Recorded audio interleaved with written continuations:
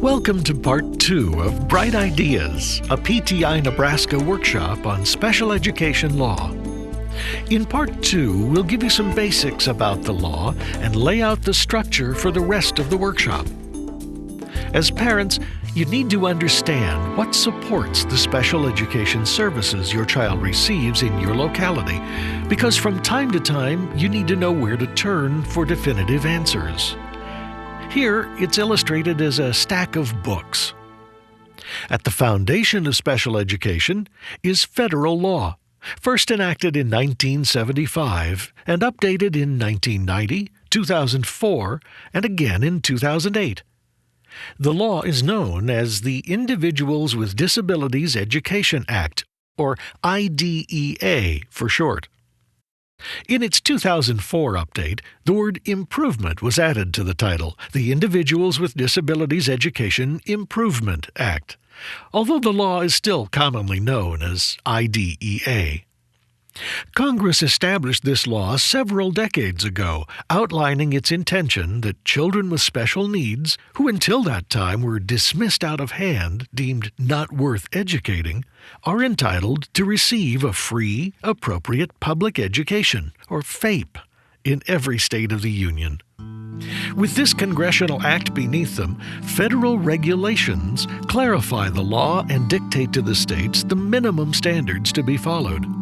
But the regulations leave to the states a considerable amount of latitude surrounding how the law is implemented.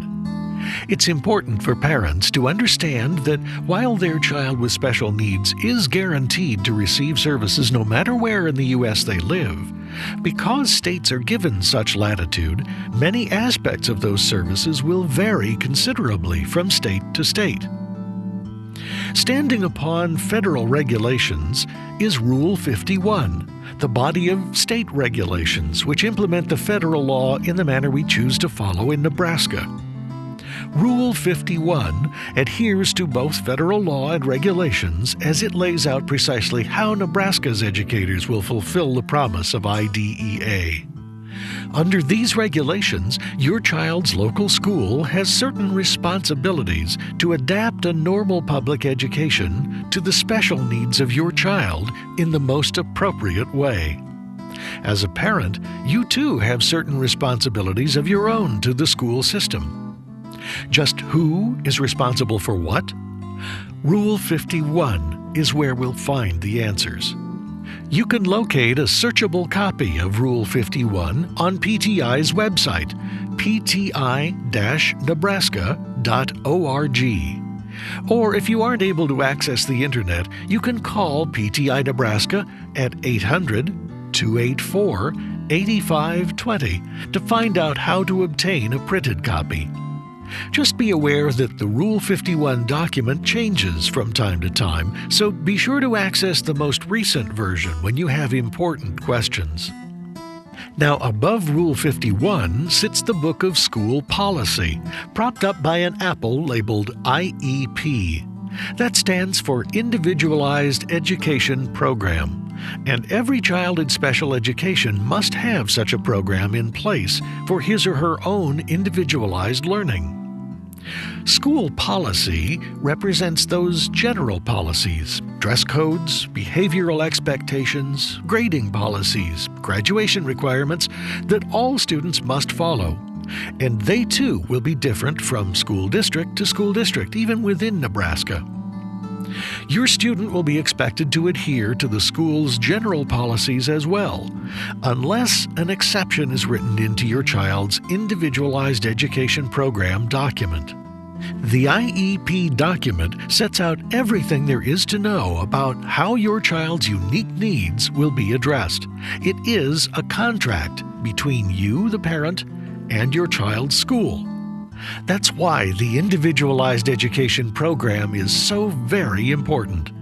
It sets out the agreed-upon guidelines for your child's progress, his or her individual goals, expectations, and requirements, the services he or she is to receive, who is to provide those services and when, and how your child's progress is to be measured. In short, everything that makes your child's education special, and it must be individualized, hence the I in IEP.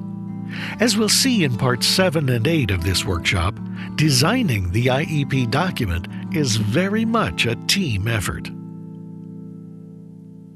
Every industry has its own set of buzzwords, terminology which is very clear to that industry's professionals, but meaningless to those outside of the industry in which they're used. Special education is not immune to the use of its own unique terminology, which you've probably never before encountered, but will have to know in order to communicate effectively with your child's school and service personnel. Most of these terms you'll hear tossed out in casual conversation as TLAs. That stands for three-letter acronyms, a tongue-in-cheek reference to the very habit of boiling lengthy, often used terms down to their initials. You've already encountered a couple. IEP is one, the Individualized Education Program we just spoke about. I.D.E.A. is another, for the federal law, the Individuals with Disabilities Education Act, even though it happens to be a four-letter TLA. A couple of others we've mentioned, but not yet by their initials, are FAPE, F-A-P-E, which stands for the Free, Appropriate Public Education every eligible child is entitled to receive, and LEA, your child's local education agency.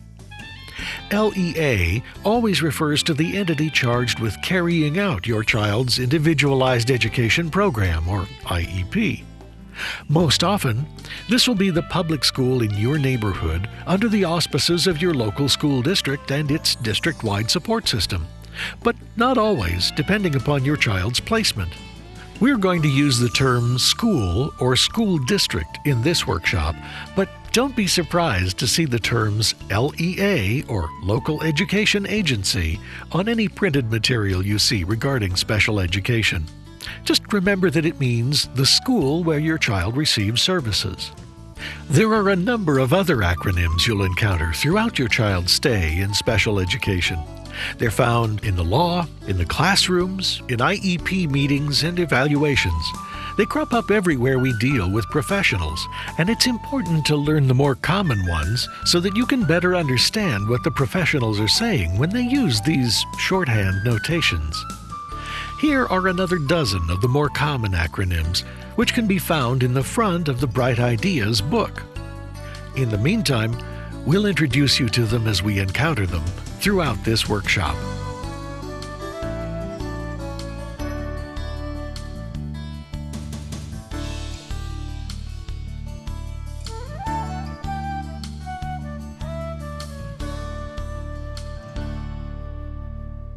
Now, let's look at what will be covered in this workshop. We've broken the entire workshop down into several parts so that you can easily digest the information a little at a time. Or you can take it in all at once by watching the parts back to back. If you just need to refresh your memory or want a brief reference, you can find the part which covers the particular topic you're interested in. Here are the topics we'll cover in this workshop. We're going to begin in parts 3 and 4, defining some of the common terms you may hear used by professionals in special education and related services. The law leaves nothing to chance, so when a term like special education is used in the law, it's very specifically defined. And often, misunderstandings or misinterpretations arise that can be ironed out very simply by taking a second look at how the law defines a particular term. With terminology clearly defined, in Part 5 we'll discuss another important concept in special education, your parental consent, which is necessary before your child will be permitted to receive any special education services through Nebraska's public school system. If there's something about your child's program that you don't understand or don't agree with, you have the right to withhold your consent, but do so wisely. We'll show you when it may be appropriate to withhold or revoke your parental consent for a particular purpose. In the very first part of this workshop, we looked at the broad view of the special education process. In Part 6, we'll begin to break the process down into its constituent steps, beginning with the evaluation, the determination of eligibility, and the development of either an individualized education program, IEP, or for infants and toddlers, an individualized family service plan, IFSP. Since the IEP is of crucial and ongoing importance to any parent of a child in special education, 2 parts of this workshop, parts 7 and 8, will be devoted to its makeup and implementation. The process of developing this program, helping to monitor your child's progress, and adjusting the IEP as necessary is where you will become most directly involved with your child's education. The IEP document is the roadmap for the services your child will receive from the school system. His or her placement puts that program into practice.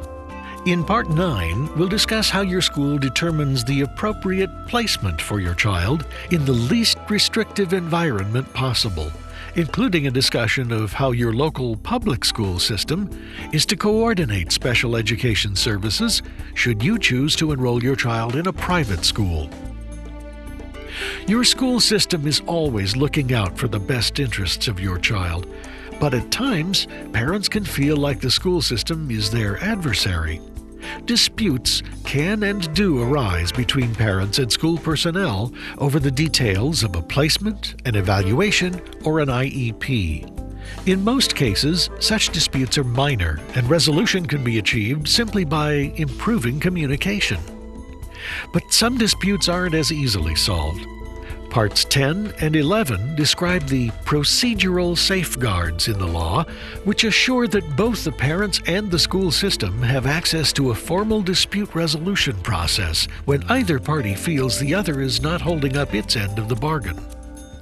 And finally, in Part 12, we'll discuss how special education law applies if your child is suspended from school or moved to an interim alternative educational setting as a result of a serious violation of a school code of conduct.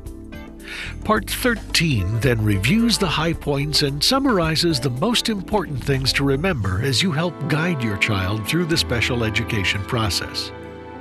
This brings Part 2 of Bright Ideas to a close. Up next, in Parts 3 and 4, we'll define the terms we're going to be talking about in the rest of the program.